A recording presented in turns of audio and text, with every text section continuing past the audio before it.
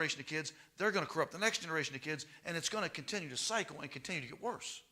And before long, as it were in the days of Noah, right?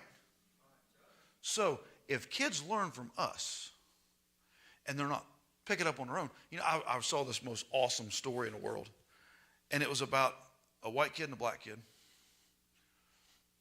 And we're so divided, right? I love you, Eric. You just happen to be here today. I love you with all my heart, brother. And I'm proud to say you're my brother. I'm proud that we brought you into the church. But as a country, we're so divided. We don't have to be. But it was a story about these two kindergarten friends, and they were friends. And he said, man, I want to get my hair cut close so I can look just like my brother. Right? That's the way it is. Children don't know these things unless we teach them. So instead of teaching hate, let's teach Jesus. Let's teach that love. Odie's got a beard. That doesn't mean I can hate him. I just got to be jealous. I can't grow one. I can. And it's glorious. It's kind of reddish. Well, not anymore. It's more white in the chin. But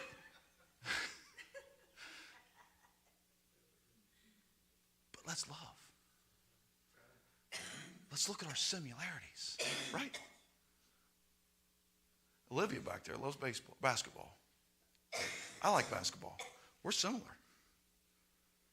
I'm a whole lot prettier. It's a joke. You can laugh.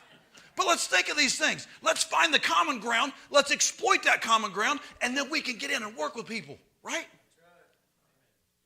I've told you guys about the shirt that I saw walking into Walmart. It had a church that was on fire, and it said, man, this place is lit. And it said Church of Satan underneath of it. Yeah. Right down the street. Can I focus on the differences? Get away from me. But he's got a soul. So what happens if I say get away from me? I've pushed him away. All because what his shirt says. Guess what, church? We've been pushing people away long enough. We don't have to accept the sin because it's called out right there. But we can accept the people. We can love the people. We can show them there's a different way, right? Let's look at this here. Let's look at this here. Converted. In verse number 3, except ye be converted. That means changed, right? Except ye be changed, you ain't going to make it. You're not going to make it. I've been changed. I've been newborn, right? That's all. I can't think the rest of it. All my life's been rearranged. That's what he did for me. He messed me all up. I had it all figured out, but he messed me all up. And now I got to lean on him so I can relearn this stuff. Amen. Right? There's no more running to the bottle to get rid of my problems, Odie, and I'm glad for that. There's no more hangovers either, glory to God. There's no more troubles with this because I got him. I got something that fills that hole instead of making it worse. And I don't have to buy it. It's free. Think about it. But converted, if you focus, what do we focus on? What do kids focus on? What's the first thing that they learn? Mine. Mine. Mine. Where's Armin at? He ain't here tonight, is he? Good. Mine. Mine. Right? We have to teach him to share. So that is something that comes up. Except you be converted, we got to focus on somebody else. How hard is that? I want to live my life my way. I do. I would love for there not to be a speed limit sign on State Route 32. I would love for there not to be construction on State Route 32. Because, man, that old Ford truck will barely do 60. But that was a joke. You can laugh at that too. But I would love to live my life the way I want to live it, right? And that means getting to work early because I can get there, right? But if I focus on that and I do those things, what am I doing? Everybody that's coming crossways in those intersections, I'm taking their life into my hands. So I'm thinking by following these speed limits, I'm looking out for somebody else. Think about these things. We as a country have laws so that we can take the focus off ourselves. And how much easier is life when we follow the law? It's simple. We got structure, right? Don't steal. Oh, man, that's super easy. We learned about that one just the other day. Don't bear false witness. Don't talk trash about your brother. Guess what? That just makes it easy for me. Did you talk trash about me? No, sure didn't. Right?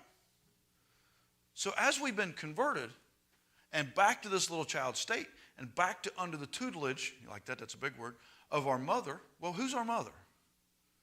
If God's our father and the bride of Jesus is the church, isn't the church our mother? So church, it's our job to be teaching. It also says in Matthew towards the end to make disciples, right? It doesn't say convert and leave at the altar. It says make disciples. So we got to teach them. I absolutely loved what you did this morning. I was excited when you had 3 people come up with our new members to be prayer partners and to work with them and to guide them. That excited me. That's step number 1. All right? The people have been established. Now do your job. Do your job. So as children, are children dependent? They're dependent, right? Charlie is to the point now. He's 16, right? He depends on this guy to get him places. He's a passenger princess. Right? You can laugh. That's another joke. I'm picking on him. But that's one of his nicknames is passenger princess. So he's dependent on other people for rides, right? He's dependent on mom to do a Walmart grocery order so there's food in the house, right? He's dependent on us to cook because he ain't going to do it. So we're dependent, right? As Christians, we're dependent on God to provide us with food, right? He has to do that. He has provided this Bible for us to read and to learn off of. But as we get into that, how do we learn? You know, we can read it and we can learn the words, right? But it's much more than that to me. It's a living document. Because every time I look at a piece of Scripture, I get a whole different thought out of it, don't you? And you've been doing this for a whole lot longer than me. Longer than I've been alive. But I ain't going any farther than that. We'll leave it right there. So as we're looking at this stuff and we talk to him and we ask him, does he not show us things? So we're dependent on him for our food, to gain our strength. Now check this out. Do we depend on him to get us where we need to go? Right? As we think of this world, we don't think too much about running out there, hitting that key, starting it up, pulling it down and driving, taking off, right? We don't think anything about that. But that's not what I'm talking about. Do we depend on him to get us from point A, our earthly home, to point B, our heavenly home? We can't make that. We can't do that. So we've got to have all dependence on him. Now, what was that other one I talked about? Oh, we already did. We talked about the travel. We talked about groceries. We talked about food. He's already provided the Bible. So he's already put it in our hands. What about trust? Did you trust your parents? Odie, did you trust your mother? Did she sometimes get you into trouble sometimes? Just a little fun stuff. That's okay, right? But we can trust our church, right? Should we be able to trust our church? Should we be able to trust our church? We better be able to trust our preachers. We better. Because we've got something that y'all may or may not know about. We are responsible for the words that come out of our mouth as instruction to y'all. Right? So we better be making sure we're right. And y'all better be checking us to make sure we're right. Because we need your help. If I say something wrong, please catch me afterwards. Be nice about it. Be kind about it. Don't be nice. Be kind about it, please. Because we don't want to square up. But be kind about it. But if something's not right, say something.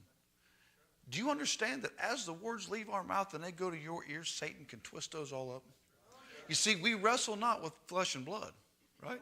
But against principalities and powers and rulers of darkness and spiritual wickedness in high places. So that's why there's an attack on the family. It's not the people. That's why we can still love them. But it's Satan. So we have to trust. As we go do things, can we trust him to lead us? We have to trust him. As we go through hard times, can we trust him to get us through those? Yes. I remember, I can't remember what day it was, but it was in December of 2013 or 1993.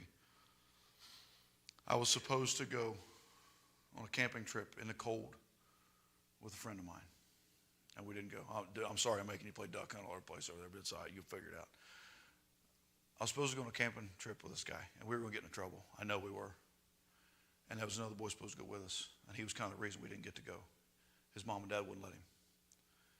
They said, Jason, I want you to go shopping with me tonight. That's what his mom told him. So they left Fincastle, and they went to Xenia. And I don't know if they were going or if they were coming back when a lady went into diabetic coma, and she swiped the car in front of them, and she hit Jason and his mother head on. His mother died on the way to the hospital. He was asleep in the back seat, and he died on impact. I dealt with that, right? As a 16-year-old boy could. I had to trust my parents to help me through that. I had to trust them to watch out for me as I went through the stages of grief to learn how to make it through these things, right? As we go through hard times in this life, as we go through the bumps and bruises and the sticky spots and the tight spots, we have to know that he's right there, right? We have to trust him to be right there. When I got out of line as a child, I had to know that Mom had a switch in the car. Ain't that right, Pat? I had to know that there was a switch in the car. Why? That helped me line right back up because I knew what Mom could do with that switch. She could reach back behind her. She didn't care where she hit. She had to keep looking at the road. God's much different than that, right? But we can trust, we can believe that when we get out of line, he's going to switch over the sun visor. And he's going to come around, he's going to light us up. He's going to tell us. He's going to get us back in line. And he's going to start off like Mom did. CO, get by, straighten up. CO, straighten up. CO, straighten up. There's chance after chance.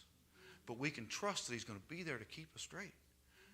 We depend on him to get there, so we can trust he's going to get us there, right? Do we mess up? Do we mess up? Yeah. Yeah. But there's one thing about it. We've all accepted that we messed up, right? So that leads us right into this last point. Humility. We talk about kids. They don't know pride until they see it, right? They don't know pride till they see it. Once we teach them to share, once we break that mine and that no thing, they want to share, right? They want that humility. They don't want to be the best until we teach them these things. Today's society says you be the best. You are the best. Whether you are or not, they think you're the best. So we're running around with a bunch of cocky kids that don't know anything about anything, and they can't pull up their pants. So does God teach us to be humble? Yeah. Pride cometh before a fall. You ever get proud about start thinking good about where you're going, and the next thing you know, bam, you're on your face, and Satan's just yanked the rug out from underneath of you? Yep. But what's God do? He picks you up. Yep. He dusts you off. Yes. Might swat you on the backside because you shouldn't have been doing those things, but he puts you right back on the path. Does he ever stop loving you? What that song we just sang saw that we stretched that word way, way out longer than I ever could. I forgive. I forgive. But we've got to accept that we've made the mistakes. We've got to be humble enough to know that, hey, I messed up. Now, church, here's the hard part. We got to be humble enough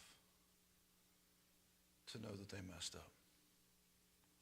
We got to be humble enough to remember where we came from. We got to be humble enough to remember that, you know what? I gave my heart to Christ at 5. I didn't. I'm just saying this. We have to remember that, if you gave your heart to Christ at 5, you were still a sinner. Who classifies sin? Man, right? Man classifies sin. There's no such thing as a little white lie. A lie is a lie. And it's no different than murder. It's still transgression against God. So, church, we have to remember that we're going to teach them these dependence on Him, right? We're going to teach them to trust Him. And we're going to teach them to be humble. But how do kids learn? How do kids learn? By example. By example. They learn by seeing it. That means, believe it or not, when you're in Walmart and there's 37 people in the self-checkout and there are 0 of 1 cash register open, they read your face. Better be kind. Better be smiling. Even if you got up. No, I'm just kidding. But they read that, right? They read the example when we get shortchanged. They read the example when we get our food wrong. And I've had to tell my kids, hey, I shouldn't act like that. What about when you're just talking to them? Charlie's back there. Yeah, Dad's telling me. He's telling everybody he made a mistake. But I've had to talk to Charlie and say, son, I've talked to you wrong. Church, I've told you that I've said things wrong from the pulpit. We talked even last week about how I was saying, you be nice, but it's not be nice, it's be kind. We have to be humble enough so they can see us accept the things. Because, except ye be as little children, ye shall not enter into the kingdom of heaven. I don't know about y'all.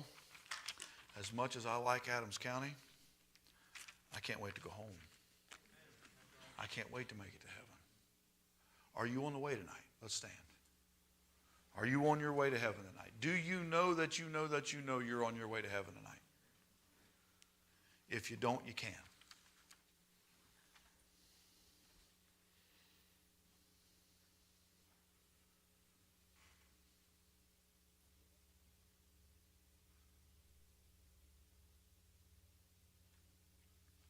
Well, thank you for your attention.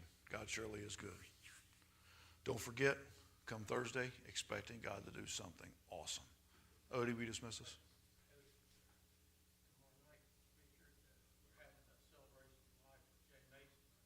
Yes, what time is that? 6 o'clock here tomorrow night, celebration of life for Mr. J. Mason. Ladies ECL Tuesday at 6. Busy week. Well, you got anything going on Wednesday? If you ain't got nothing going on Wednesday, pray for me. Thursday we got church. We got anything going on Friday? Pray for all y'all. Odie, dismiss us.